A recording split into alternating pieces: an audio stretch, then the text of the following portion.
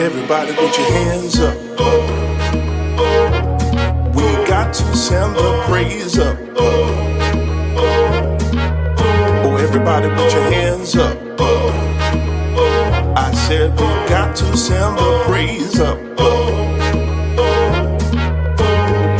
His mercies endure forever. His mercies endure forever. His mercies endure forever. His mercies endure forever. His mercy.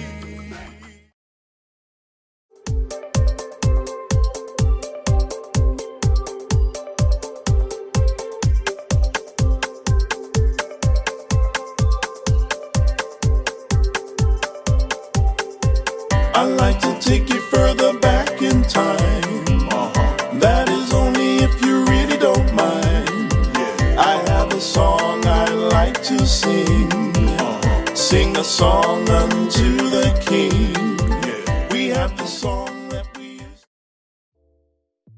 Well, who's this Joseph Opare anyway? You're probably wondering who I am. So I'm going to tell you a little bit about myself and how I got into music and praise and worship and everything else. I was born in Ghana in, well, I'm not going to tell you or what year it was, and my friends and family don't sell me out and tell people my age, especially those of you on Facebook, because it was recently my birthday on the 3rd of July. Anyway, but I was born in a little gold mining town in Ghana called Konongo, and my parents, one of which has passed away, he was a police officer, police inspector in fact, and my mother as a chef, cooked for a lot of famous people, worked at different restaurants and establishments like Capital Radio, BBC, and so on and so forth.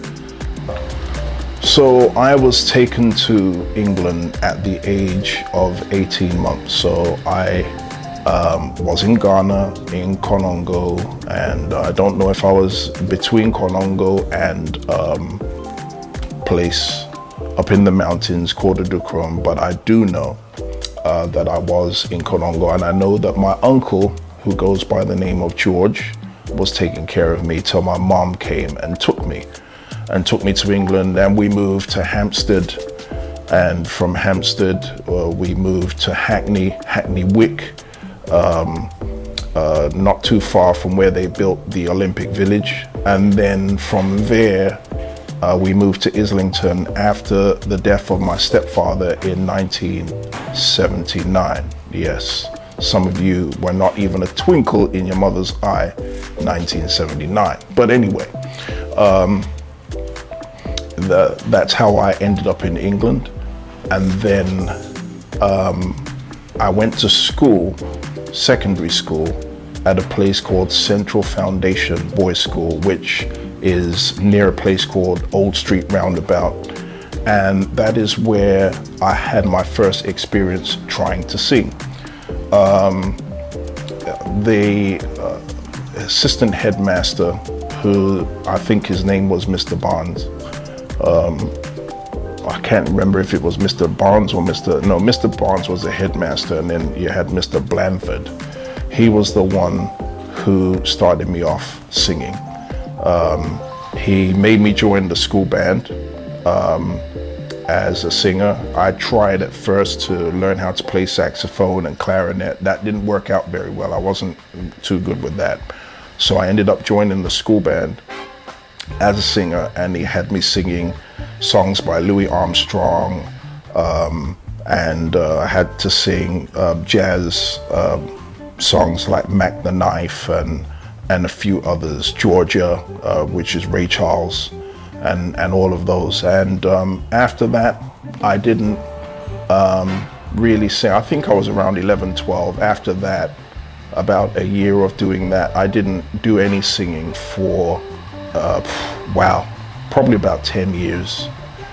And it was when I got into a church called Edmonton Temple, which was in a place called Edmonton in London, that I joined the youth department.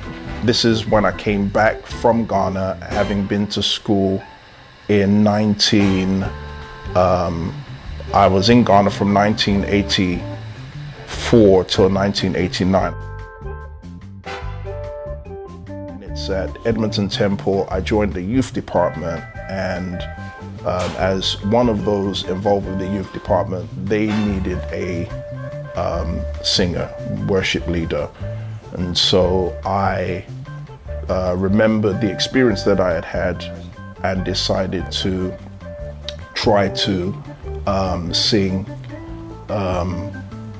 purely because I had had that experience as a younger man. But I knew I wasn't fooling myself, because I really didn't have a clue how to sing properly. So I went through a couple of singing teachers. I went at first with a friend of mine called Donna, and we went to see this opera singer to get lessons, singing lessons. And she was, making us vocalize and go doing scales and so on and so forth. And from there, on my own, I was getting frustrated because I was starting to sound too operatic, and I started to sound a little bit like Archie Dennis. Bless him.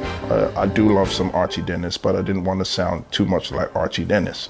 And so I went to another tutor at something called the Open Academy of Music, and they had me singing arias and doing Ivor Novello. And that wasn't working out too well for me either, because it was kind of classical, and it was all about enunciations and pronunciations and so on and so forth. And so, I moved from that and found another tutor who goes by the name of Lavoy Wilson, and he was my blues tutor, and he taught me how to sing more soul and blues style kind of music. And then I switched churches shortly after that. After finishing Bible school in 1993 at Kensington Temple, I left and joined another church, which was Jamaican. Some of you don't know the meaning of the word Jamaican. Well, let me tell you, that's Jamaican and American. So it's Jamaican. All right, anyway, Jamaican. No, I'm joking. I joined that church, and it was in that church I became praise and worship there, but not a lead. I was backing for a while, and then we went to New Jersey. I believe it was for a year, and that tore me apart completely musically, because I got to go to different places and see different singers and meet different ones in America, and that changed my whole approach to music and singing, and my work ethic, where music and singing was concerned. I had to kind of put the whole dream of doing the music that was in me on the shelf for years, and I would try several times to get started, again, and find out that music had moved on. No one was using the samplers and stuff, and all the different sound modules and keyboards and 2-inch tape and 1-inch tape, reel to reel, and all this other stuff. So I kind of had to start again.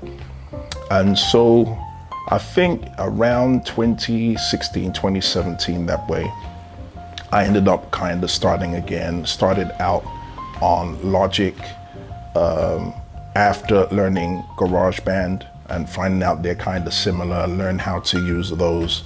And then I was encouraged by a friend of mine, Nikki Brown, who my wife introduced me to. Yes, I'm married. See, that's the ring there. my wife introduced me to Nicky Brown, and we got close, and he taught me some things as well in terms of production.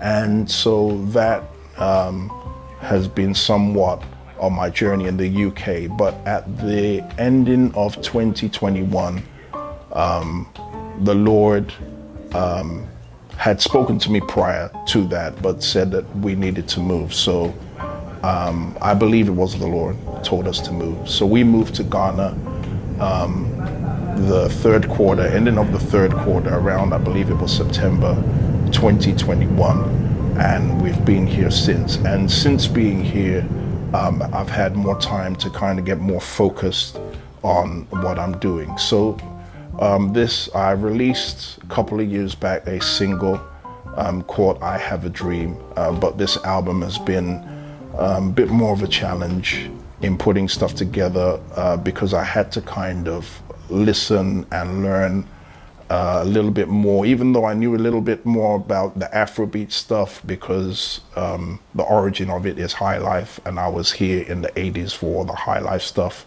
I still had to kind of have a revision in understanding rhythms and so on and so forth, and what was going on here with the whole AfroBeats move. So that's who I am, and in a nutshell, musically,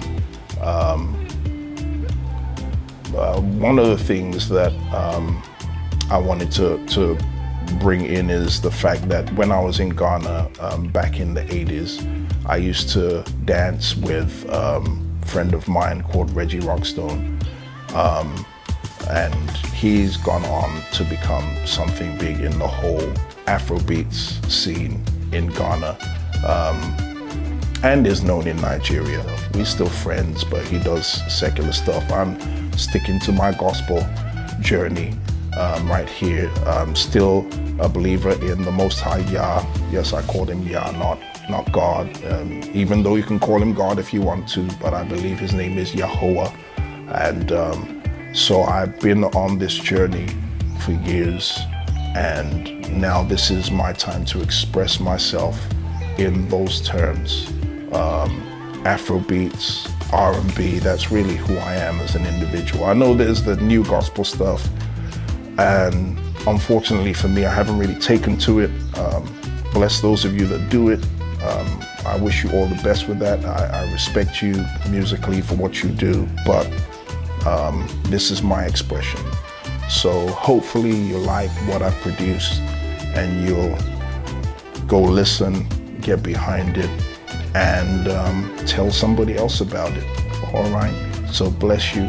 Thank you so much for listening. This is a part one, an introduction to my journey, just giving you a little background on moi, and we'll take it from here. So stay tuned for the next one.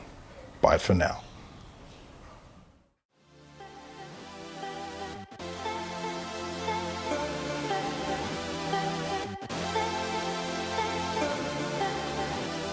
And yes, I was born to two parents.